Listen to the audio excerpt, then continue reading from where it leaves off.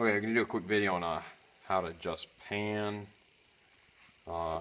just how to adjust your traps on these Montana. These are number 3 dogless. A little different than a regular trap because you don't have any screws or bolts. There's really no adjusting pan tension about. It is what it is. You can make them really hair trigger if you file this little notch down, but I highly recommend not doing it, and definitely don't do it till you die and wax your traps, because my first dozen I thought they took too much creep before they fire, so I filed them down, got them so they're just real crisp. Then I waxed them. I couldn't even keep them set. I had to file it back in, make a notch back in them. If you're used to adjusting things, I just tell you, these basically you don't have to. The one thing you might have to do, I went and bent these. If you've got a pan that's setting real high and you don't like it, there's a couple different things you can do. One, you can just simply bend your pan a little bit and level it out. This here wouldn't be acceptable to me. So they're really easy to fix though, or occasionally I get one run over by a tractor and then you're starting from ground zero. All you have to do is stick a screwdriver or something down in underneath there, and then you'll see on the back side of this, kind of hard to see with the light, but there's a thicker spot where this metal catches that pan. You want to hit on that, not out here, and you just hammer them down, flatten it out, get it set level.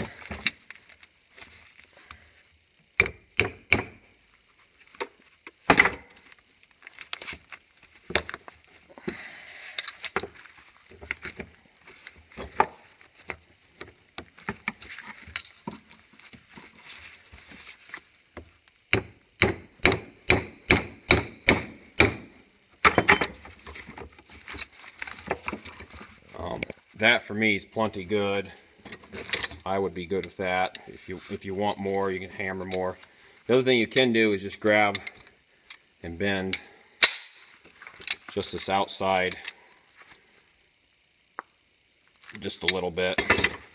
You can play with that, just bending this end here. I like getting my pan lower. I had to do that on a few when I bought around 15 dozen of these, and I probably had 2 dozen out of that bunch that I've had to fix. I'm not real picky. I would go with that myself.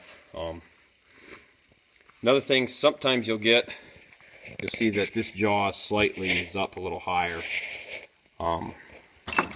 That's a matter of just grabbing this and tweaking. I do have to do this after I get run over by tractors all the time, but you take that pressure off that outside.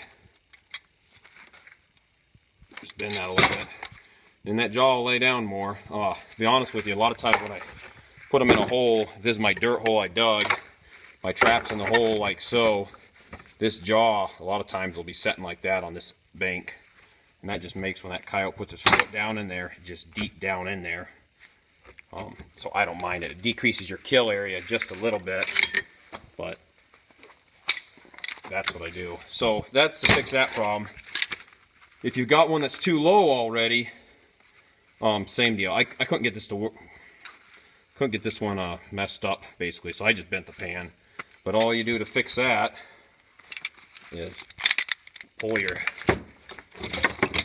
deal out, and you just bend this the other direction. You might have to put it in a vise.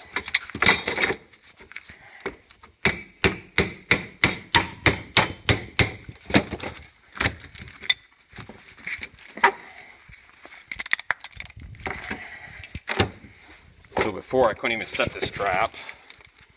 Now it sets, and you can see how much I had that exaggerated, that pan. I'm gonna have to bend it back now, but or if it's down too low, once again, you can just simply grab this and pull this. As you adjust this, it kind of makes this, as you bend this up, this jaw actually sets up. Instead of laying flat, it actually sets up like this, where it catches and engages just a little higher, and you're basically just closing up your kill area overall. So, but you can either basically adjust them by screwdriver under there and hammering, or if you got to go the other way, you you can just literally pry them back up.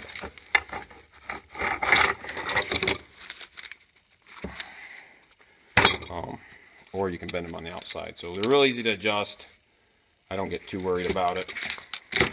I just don't like my pan sitting up in the air above my jaws.